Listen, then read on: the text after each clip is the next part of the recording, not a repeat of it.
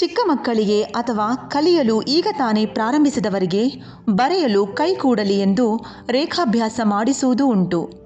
ಇದು ಅಕ್ಷರಗಳನ್ನು ಬರೆಯುವಾಗ ದುಂಡಾಗಿ ಸುಂದರವಾಗಿರಲು ಹಾಗೂ ತಪ್ಪಿಲ್ಲದಂತೆ ಬರೆಯುವಾಗ ಬೆರಳುಗಳನ್ನು ಸುಲಭವಾಗಿ ಹಿಡಿತದಲ್ಲಿಡಲು ಸಹಾಯ ಮಾಡುತ್ತದೆ.